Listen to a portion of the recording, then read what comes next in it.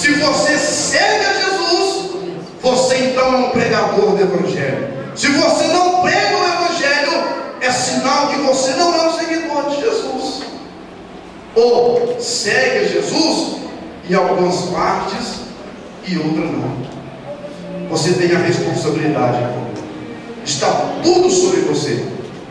Eu vou contar para você um testemunho que eu ouvi alguns anos atrás. Tinha um pastor, ele estava numa grande cidade, e de repente esse pastor estava no centro dessa cidade, e veio uma mulher mal vestida perto desse pastor. Essa mulher estava com mini blusa, estava com uma mini saia muito curta, e essa mulher disse assim: pastor, eu preciso conversar com o senhor, pastor. Pastor, dá um minuto de atenção, eu preciso conversar com o senhor.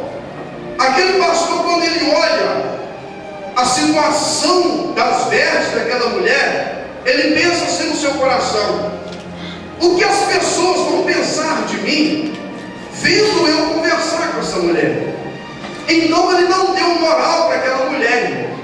Ele saiu, virou as costas para aquela moça, e aquela moça gritava: ei pastor, eu preciso falar com o senhor, pastor, dá um tempinho para mim, eu preciso conversar com o senhor. Ele entra no seu carro, não dá ouvido àquela mulher e foi embora para sua casa. Mas aquela voz ficou na cabeça, na mente daquele pastor.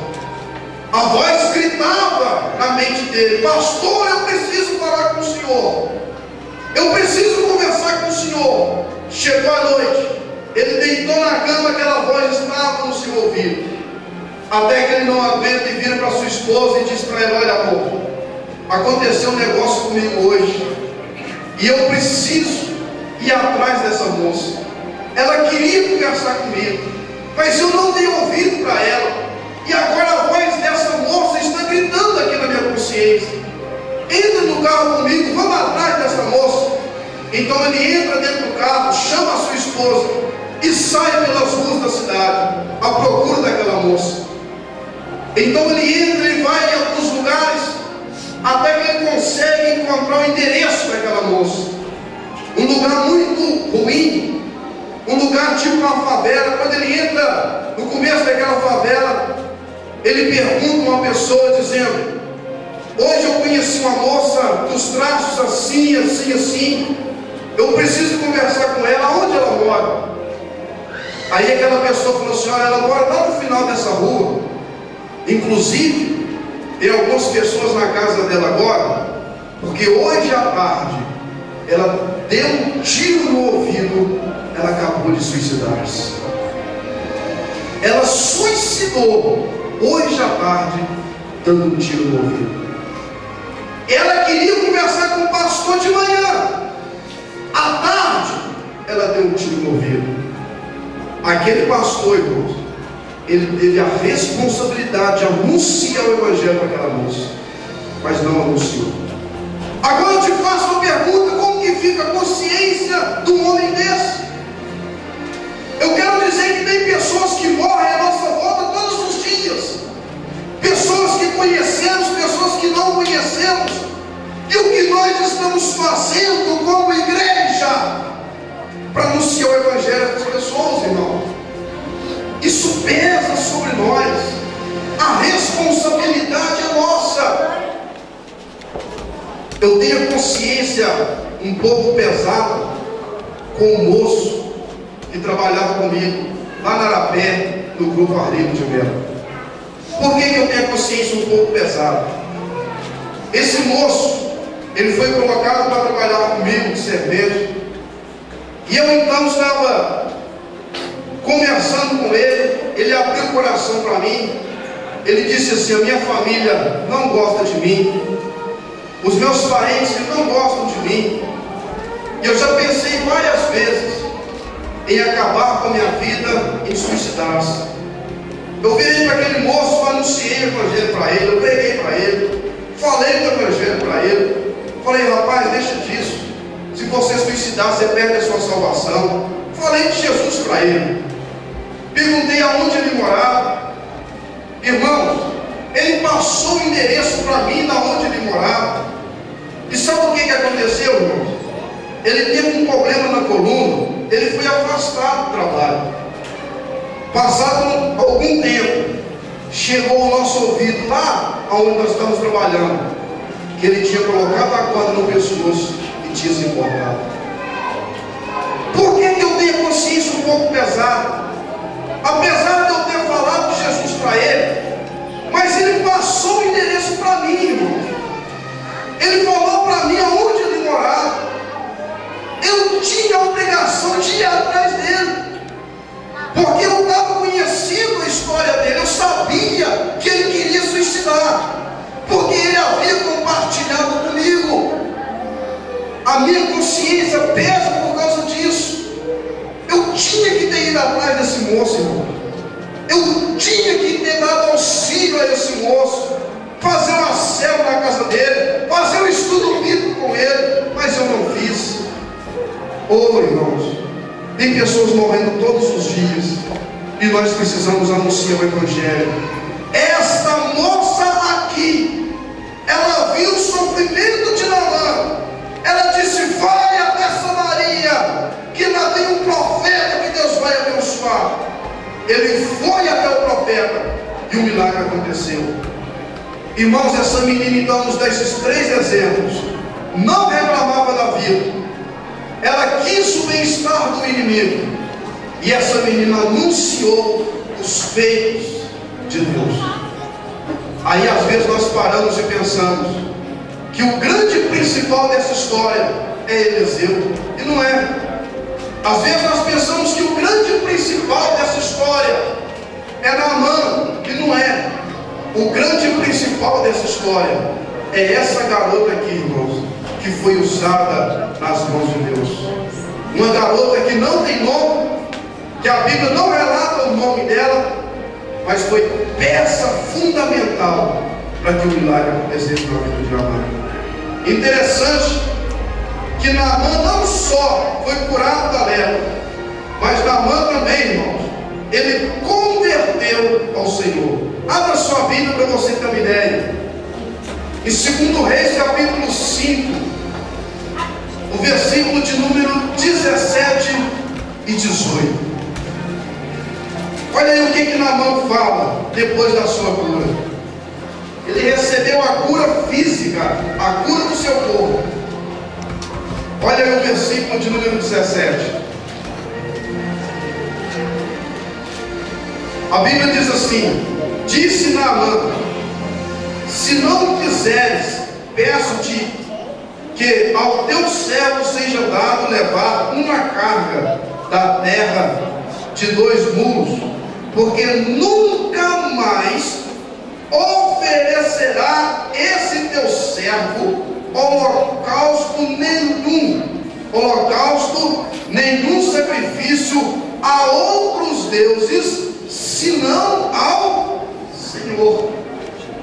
Versículo 18: nisso perdoa o Senhor o teu servo, quando o meu Senhor entra na casa de Rinom para ali adorar, e ele se encosta na minha mão, e eu também me tenha de se encurvar na casa de Rinom, quando assim me proceder na casa de Rinom, nisso perdoa o Senhor o teu servo. Eu vou explicar para você aqui o que aconteceu, porque o tempo não permite mais. Naamã, depois que ele foi curado, ele queria dar dinheiro para o profeta. O profeta disse: não, eu não quero dinheiro, eu não quero seu ouro, não quero sua prata. Aí ele disse assim: olha, profeta, eu nunca mais eu vou oferecer sacrifícios a outros deuses, a não ser o Senhor teu Deus. Aqui Naamã converte ao Deus de Israel. Aqui Naamã aceita o Deus de Israel. Só que tinha um problema. Naamã era sírio, e na Síria tinha um Deus lá chamado Rinom, e o rei da Síria sacrificava ao rei Rinom. Mas quando o rei ia fazer um sacrifício, Naamã acompanhava o rei. E quando o rei chegava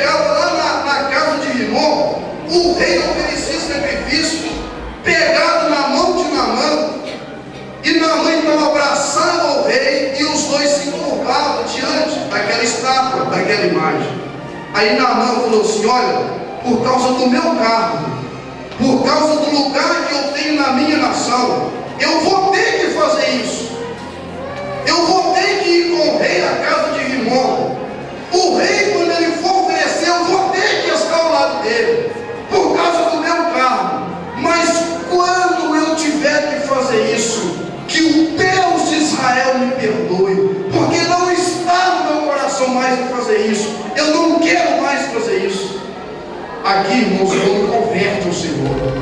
Então aquela menina foi usada na cura física de Naamã e na cura espiritual de Naamã. Por isso, as pessoas precisam de cura física e de cura espiritual. E sabe quem que Deus ia usar? Você, tá certo? Então siga o exemplo dessa garota, irmãos. Eu tenho certeza que a nossa vida, que a nossa história vai mudar. Amém? Quantos entenderam a mensagem? Faz assim com a mão. Então coloque-se de pé em nome do Senhor Jesus. Coloque-se de pé agora, feche seus olhos. Eu gostaria que você curvasse a sua cabeça agora e que você viesse falar com Deus, que você viesse conversar com Deus. Irmãos, feche os olhos, por favor, todos com os olhos fechados. Eu quero te fazer uma pergunta. Você vive reclamando da vida? Você tem tudo na sua casa e ainda reclama.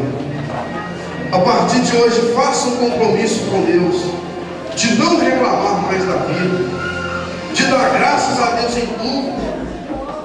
E a partir de hoje também, as pessoas que te perseguem, as pessoas que se levantam contra a sua vida, ore por elas. Não com uma oração de vingança, uma oração cobrando que Deus faça alguma coisa, mas a oração pedindo a Deus para abençoá-las, a oração pedindo a Deus que venha restaurar a vida delas e mudar a história da vida delas. Também siga o exemplo de pregar o Evangelho, de anunciar o poder de Deus. Curva a sua cabeça agora. Pai, em nome do Senhor Jesus. Ó Deus, neste momento agora de oração, meu Deus, aquilo que o Senhor colocou no meu coração, meu Deus, para ministrar, Senhor, eu ministrei, meu Deus. Se tem pessoas aqui, meu Pai, que vivem reclamando da vida, coloca, meu Deus, na consciência delas esta noite, meu Deus, que tem pessoas vivendo situações piores do que a dela, que tem pessoas, meu Deus, que não têm o que ela tem, que tem pessoas, meu Pai, que não vivem como ela vive, Senhor. Essa garota da nossa história hoje era escrava, vivia longe da família, mas porém não reclamava, meu Deus. Senhor, ajuda-nos a seguir o exemplo desta menina.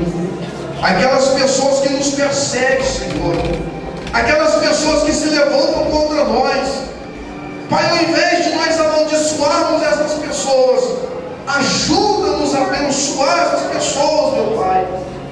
Ajuda-nos, ó Deus, a amar essas pessoas.